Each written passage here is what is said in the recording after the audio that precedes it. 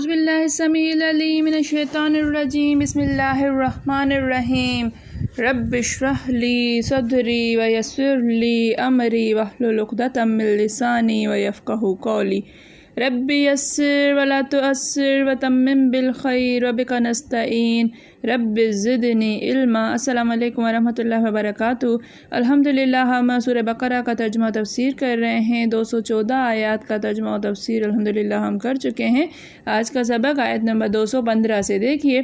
اعوذ باللہ من الشیطان الرجیم یسألونک ماذا ینفقون یسألونک یسألو وہ آپ سے پوچھتے ہیں، یسألون یہ مضارع کے جمع کا صیغہ ہے وہ آپ سے پوچھتے ہیں، سوال کرتے ہیں، ماذا کیا کچھ، ینفقون ماذا کہتے ہیں کیا چیز، کیا کچھ، ینفقون انفاق سے ہے یہ خرچ کرنا، وہ خرچ کریں، قل آپ کہہ دیں، ما جو انفقتم تم خرچ کرو، انفقہ خرچ کرو تم جو تم خرچ کرو، من خیر من سے خیر مال، خیر یہاں پر مال کے معنی میں آئے گا، فللوالدین پس لے کے لیے، والدین ماں باپ، والد کی جمع والدین، پس والدین کے لیے، والاقربین اور اقربین رشتہ دار، قرابت دار جمع ہے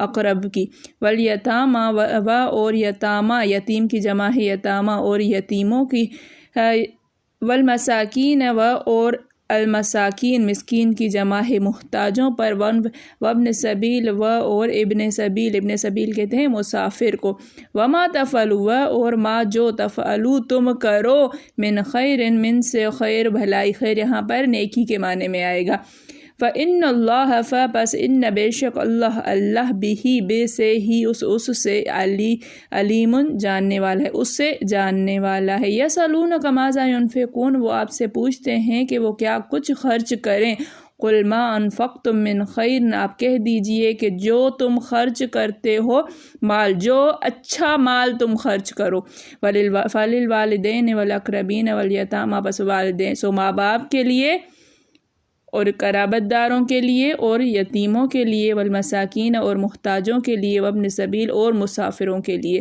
وما تفعلوا من خیر اور جو کچھ بھی تم بھلائی کرو گے، جو کچھ بھی تم نیکی کرو گے، فإن اللہ بھی علیم تو اللہ اس کو جانتا ہے، جاننے والا ہے۔ اے محمد صلی اللہ علیہ وآلہ وسلم لوگ تم سے پوچھتے ہیں کہ اللہ کی راہ میں کس طرح کا مال خرچ کریں، ماذا کہہ دو کہ جو چاہو خرچ کرو، لیکن جو مال خرچ کرنا چاہو وہ درجہ بدرجہ اہل استحقاق یعنی ماں باپ اور قریب کے رشتہ داروں کو اور یتیموں کو اور محتاجوں کو اور مسافروں کو سب کو دو، اور جو بھلائی تم کرو گے اللہ اس کو جانتا ہے۔ یہ آیت جو ہے نفلی خیرات کے بارے میں آئی ہے کہ یہ جو مقاتل رحمۃ اللہ فرماتے ہیں کہ یہ آیت نفلی خیرات کے بارے میں ہے، اور سودی رحمۃ اللہ فرماتے ہیں کہ زکوٰۃ نے اس آیت کو منسوخ کر دیا، یعنی جب فرض زکوٰۃ کا حکم آیا ہے تو پھر یہ، لیکن انفاق فی سبیل اللہ، اللہ کی راہ میں خرچ کرنا، لوگوں نے سوال کیا کہ ہم جب سے آتا ہے کہ اللہ کی راہ میں خرچ کرو تو کیا خرچ کریں، ہم کس طرح کا خرچ کریں اور پھر ہم کس پر خرچ کریں، تو پھر جو ہے آیا ہے کہ والدین کے لیے، اقربین کے لیے، یتیموں کے لیے۔ دیکھیے کہ مطلب آیت کا یہ ہے کہ اے نبی لوگ تم سے سوال کرتے ہیں وہ کس طرح خرچ کریں، تم انہیں کہہ دو کہ ان لوگوں سے سلوک کریں جن کا بیان ہوا ہے، حدیث میں ہے کہ اپنی ماں سے سلوک کرو، سلوک سے مراد حسن سلوک، اور اپنے باپ سے، اپنی بہن سے اور اپنے بھائی سے، اور قریب لوگوں سے، یہ حدیث بیان فرما کر حضرت میمون بن مہران نے اس آیت کی تلاوت فرمائی۔ اب دیکھیے کہ سب سے پہلے کیا آیا کہ والدین سے خرچ کرو، اور جو خرچ بھی کرنا ہے تو جو آپ کے پاس ایکسٹرا مال ہے، ایسے نہیں اپنی ضرورت کو نکال کے، وہ تو ایک ایثار والا درجہ بن جائے گا، بہترین درجہ جو کہتے ہیں کہ اپنی ضرورت ہوتے ہوئے بھی کسی کو دینا، سب سے پہلا حق، پہلا جو ہے وہ مصرف، پہلی جو ہے خرچ کرنے کی جگہ ماں باپ، ماں باپ پر خرچ کرو، اس میں بھی پہلے حق ماں کا، ماں پر خرچ کرو۔ اس میں دیکھیے کوئی بھی نہیں ہے کہ بیٹا ہوگا تو خرچ کرے گا، بیٹی کو خرچ نہیں کرنا ہے۔ ہمارے ہاں ہوتا ہے کہ بیٹا جو ہے وہ ماں باپ کو پر خرچ کرے گا، بیٹی پر تو جو ہے وہ کوئی حق ہی نہیں ہے۔ بات حق کی نہیں ہو رہی ہے، بات ہو رہی ہے اولا کی، خرچ کرنے کی۔ سب سے پہلے خرچ کرنا ہے تو اپنے ماں باپ پر کرو، ماں پر پہلے، باپ کا درجہ ہے۔ باپ کیونکہ اسٹرانگ ہوتا ہے، باپ جو ہے وہ خود بھی کما رہا ہوتا ہے، ماں کمزور ہوتی ہے، پھر ماں کے پاس جو ہے وہ نہیں ہوتا ہے، کمائی کا کوئی اور ذریعہ نہیں ہوتا ہے۔ سب سے پہلے بیٹا ہو یا بیٹی ہو، اس میں کوئی الگ سے نہیں ہے کہ بیٹی جو ہے وہ خرچ نہیں کرے گی، بیٹی جو ہے وہ الگ گھر میں چلی جاتی ہے۔ جو بھی کچھ ہے اس پہلے ماں باپ کا پر جو ہے وہ خرچ کرنا ہے، ماں باپ کی ضرورتیں پوری کرنی ہے، ماں باپ کو خوش رکھنا ہے۔ ایسا نہیں ہے کہ ماں باپ کو ضرورت ہوگی تو بیٹی جو ہے وہ لے کر آئے گی، ایسا بھی نہیں ہے کہ صرف جو ہے وہ پیسہ ہی دے گی، کچھ اچھا پکایا ہے وہ بھی ماں باپ کے پاس لے کر آنا۔ یہ ہے خرچ کرنا، بہترین خرچ کرنا۔ ماں سے سلوک کرو، اپنے باپ سے کرو، اپنی بہن سے کرو اور بھائی سے کرو۔ دیکھیں بہن کا ذکر بھائی سے پہلے آیا ہے۔ ہمارے ہاں ایک رواج بن گیا ہے کہ جو دے گا اس کو ملے گا، اس نے مجھے دیا ہے تو اس کے بدلے میں اس کو دوں گی۔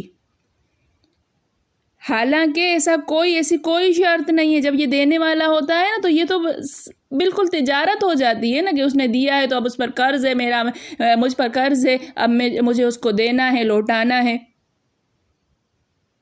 بہنوں کے ساتھ اچھا معاملہ کرو، خاص طور پر بھائی جب بہنوں کے ساتھ اچھا معاملہ کرتے ہیں، بہنوں کے خیال رکھتے ہیں، بہنوں کو جو ہے وہ کچھ نہ کچھ چھپا کر بھی دے دیتے ہیں، ویسے کھلم کھلا بھی دیتے ہیں، بہنوں کے آنے پر گھر میں اچھا کھانا پکواتے ہیں تو بہنیں دعا دیتی ہیں۔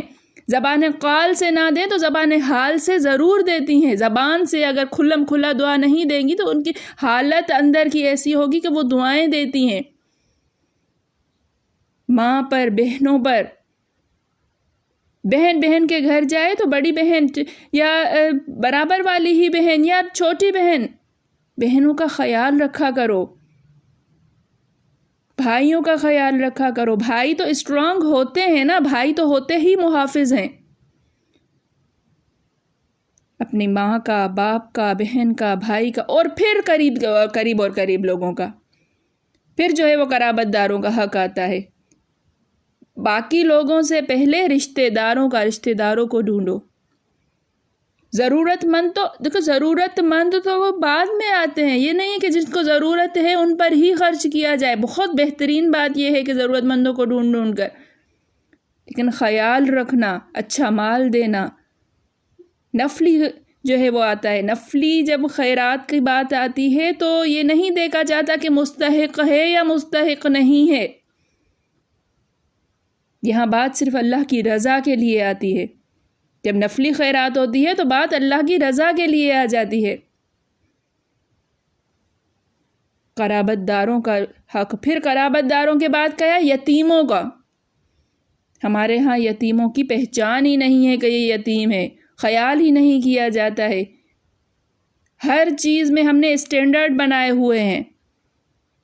آس پاس اگر دیکھا جائے تو ہمارے ارد گرد یتیم ہوتے ہیں، خاندان میں بھی ہوتے ہیں، گھروں میں بھی ہوتے ہیں، دور بھی ہوتے ہیں، قریب بھی ہوتے ہیں، پڑوس میں بھی ہوتے ہیں۔